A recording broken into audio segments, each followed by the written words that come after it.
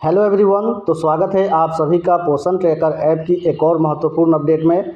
बहनों, 2025 का ये पहला अपडेट आप लोगों के पोषण ट्रैकर ऐप में आ चुका है, जो कि इस बार पोषण ट्रैकर ऐप द्वारा बहुत बड़ी अपडेट आप लोगों को दी गई है।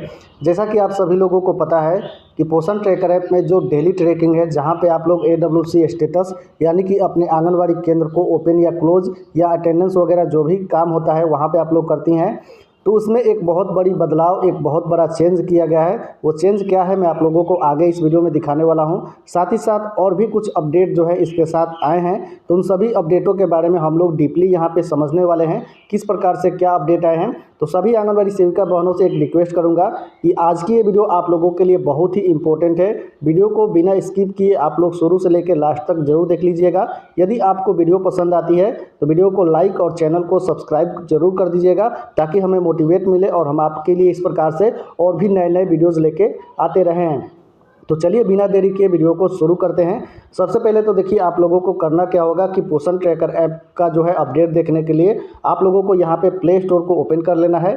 प्ले स्टोर को ओपन करने के बाद आपको सिंपली यहाँ पे सर्च करना है पोषण ट्रैकर। पोषण ट्रैकर लिख के जैसे ही सर्च करेंगे तो देख सकते हैं यहाँ पे अपडेट आ चुका है, जो 2025 का ये पहला अपडेट है। ठीक है, यहाँ पे आप लोग एरो पे क्लिक करेंगे। ठीक है, एरो पे क्लिक करने के बाद सबसे पहले आप लोग यहाँ पे वर्जन चेक कर लेंगे, जो कि यहाँ पे 22.5 का एक न्यू वर्जन आ चुका है। ठीक है, अब आइए यहाँ पे हम बात करते हैं जो नए अपडेट हैं वो क्या है। ठीक है, तो यहाँ पे पहला जो अपडेट है, introduce geo fencing for anganwadi centres, यानी कि आंगनवाड़ी सेंटर्स में जियो फेंसिंग यानी कि एक दायरा जो होता है आंगनवाड़ी केंद्र पे AWC स्टेटस को ओपन करने के लिए, उसकी यहाँ पे शुरुआत हो चुकी है। इसके लिए यहाँ पे पहला अपडेट दिया गया है। ठीक है, दूसरा जो अपडेट है, added head count functionality to the AWS photo module, यानी कि जो आप लोग फोटो वगैरह भी खींचती हैं उसमें भी आप लोगों के लिए कुछ फंक्शन को ऐड किया गया है। ठीक है, इसके बारे में आगे हम इस वीडियो में बात करेंगे।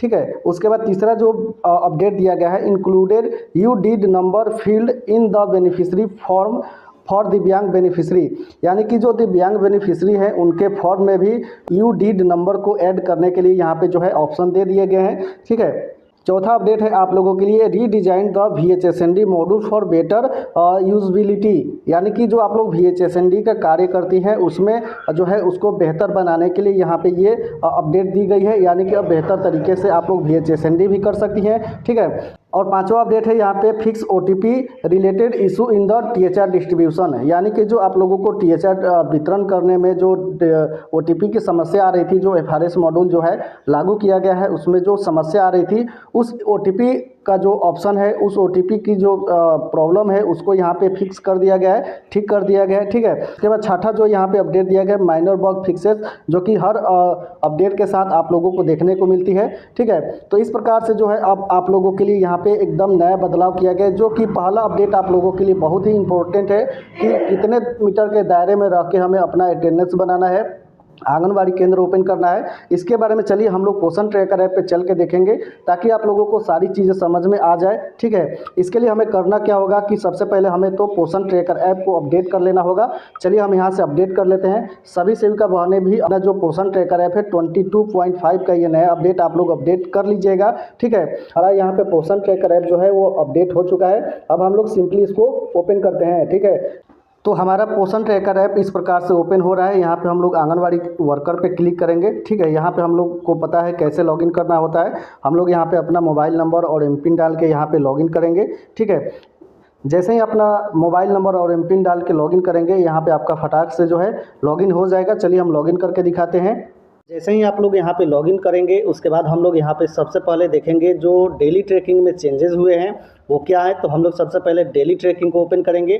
ठीक है, यहाँ पे आप लोग ध्यान से समझिएगा कि अब जो है डेली ट्रैकिंग कैसे आप लोगों को यहाँ पे यूज़ करना है, क्योंकि इसका जो दायरा है वो दायरा फिक्स कर दिया गया है कि इतने दायरे के अंदर अगर आप लोग रहेंगे तभी आप लोगों का जो डेली ट्रैकिंग है वो ओपन हो पाएगा।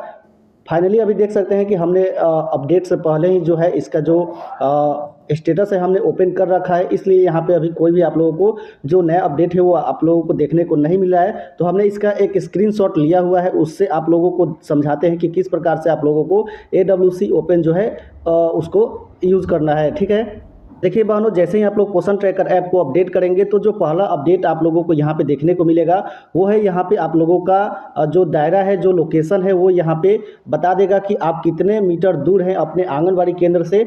यानी कि आप आंगनबाड़ी केंद्र से जितने मीटर दूर रहेंगी वो यहाँ पे आपको मीटर में शो करेगा। तो आपको मान के चलिए कि 100 मीटर के दायरे के अंदर ही आप लोगों का जो यहाँ पे आपका आंगनबाड़ी केंद्र का स्टेटस है वो ओपन हो पाएगा। ठीक है, तो इस चीज़ को यहाँ पे एक नया चेंज किया गया है इस प्रकार से कि आप लोग अपने आंगनबाड़ी केंद्र के 100 मीटर के दायरे के अंदर रहेंगी तो ही आप लोगों का AWC जो है वो ओपन हो पाएगा, अटेंडेंस वगैरह आप लोग वहाँ पे बना पाएंगी। ठीक है, इसमें भी कुछ रीज़न दिए गए हैं, कुछ कारण दिए गए हैं कि किस प्रकार से अगर आप आंगनबाड़ी केंद्र के इतने मीटर दूर हैं तो वहाँ पे आप लोग कैसे अटेंडेंस को यहाँ पे सबमिट करेंगी। ठीक है, तो चलिए उसके लिए दूसरा हमने यहाँ पे जो स्क्रीनशॉट लिया हुआ है उसको दिखा देते हैं। जैसे ही आप सेलेक्ट पे क्लिक करेंगी तो आप लोगों के सामने यहाँ पे ऑप्शन खुल के आ जाएंगे कि आप किस रीजन से यहाँ पे इतने मीटर की जो दूरी है ये अभी प्रेजेंट में है। ठीक है, जैसे कि आप अभी 509 मीटर की दूरी पे हैं तो आपको यहाँ पे रीजन बताना होगा कि आप किस रीजन से यहाँ पे हैं, अपने आंगनबाड़ी केंद्र से इतने दूर क्यों है, उसका रीजन जो है आप लोगों को यहाँ पे बताना होगा। तो यहाँ पे पहला रीजन दिया गया है आई एम ऑन लीव, जैसे कि मैं छुट्टी पे हूँ जिसके वजह से मैं कहीं पे गई हुई हूँ, इसके लिए हम यहाँ पे इतना मीटर जो रेंज है वो दिखा रहा है। ये मीटर और भी बढ़ सकता है, जितने मीटर आप आंगनबाड़ी केंद्र से दूर रहेंगी वो मीटर आपको यहाँ पे शो करता रहेगा। ठीक है, उसके बाद दूसरा यहाँ पे है आई एम ऑफिशियल ड्यूटी, यानी कि अगर आप लोग आंगनबाड़ी केंद्र के अलावा जो ऑफिशियल ड्यूटी होती है उस कारण से आप लोग अपने आंगनबाड़ी केंद्र से दूर हैं तो वो रीज़न आपको यहाँ पे दिखाना होगा।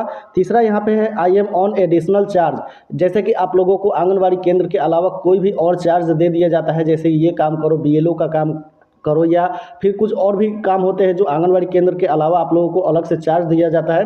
तो उस कंडीशन में आप लोगों को ये वाला ऑप्शन सेलेक्ट करना होगा, तभी जाके जो है आप लोगों का AWC जो है वो ओपन हो पाएगा। ठीक है, और यहाँ पे पांचवा जो रीज़न दिया गया है network unavailable at the AWC, जैसे कि कई जगहों पे क्या होता है कि नेटवर्क की इशू होती है, वहाँ पे नेटवर्क नहीं होता है जिसके वजह से आपको यहाँ पे इस प्रकार से प्रॉब्लम आती है।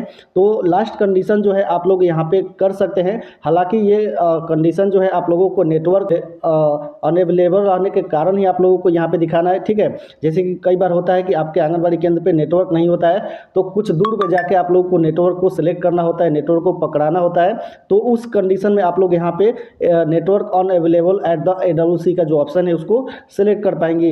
तो 2025 का ये बहुत बड़ा बदलाव आप लोगों के पोषण ट्रैकर ऐप में कर दिया गया है। ठीक है, तो इस चीज़ को अब आप लोगों को ध्यान से समझ लेना होगा कि किस प्रकार से जो है हमें AWC ओपन करना है। अपने आंगनबाड़ी केंद्र के 100 मीटर के रेंज में ही रह के आंगनबाड़ी केंद्र को ओपन करना है, वहाँ से अटेंडेंस वगैरह जो भी है उसको बनाना है। ठीक है, तो ये अपडेट आई है, पहली अपडेट। अब चलिए हम दूसरे अपडेट के बारे में बात करते हैं। जैसे कि मान लीजिए कि आप अपना आंगनबाड़ी केंद्र को ओपन कर चुके हैं।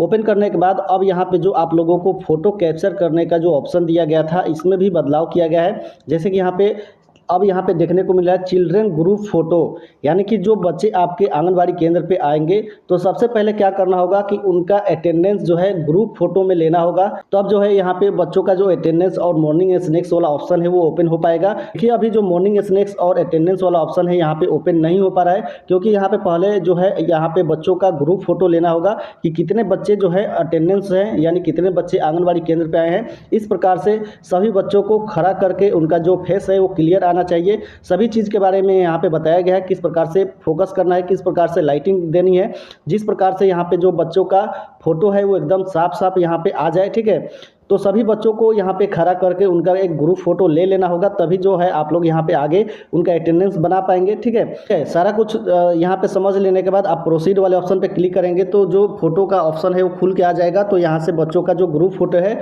उसको आप लोगों को कैप्चर कर लेना है। कैप्चर करने के बाद यहाँ पे उनका जो अटेंडेंस है यहाँ पे ओपन हो जाएगा और आप लोग यहाँ पे उनका अटेंडेंस और मॉर्निंग स्नैक्स का जो ऑप्शन है उसको आप लोग सिलेक्ट कर पाएंगे। ठीक है, तो ये दो बड़ा बदलाव अभी आप लोगों को यहाँ पे देखने को मिल चुका है। ठीक है, अब चलिए हम तीसरे बदलाव के बारे में जानते हैं। ठीक है, तो हम लोग यहाँ पे तीसरे बदलाव के बारे में जानने के लिए, जैसे कि जो बच्चे हैं, जो दिव्यांग बच्चे हैं, उनके लिए जो अपडेट आया है आप लोगों को यहाँ पे न्यू बेनिफिशियरी में देखने को मिल जाएगा।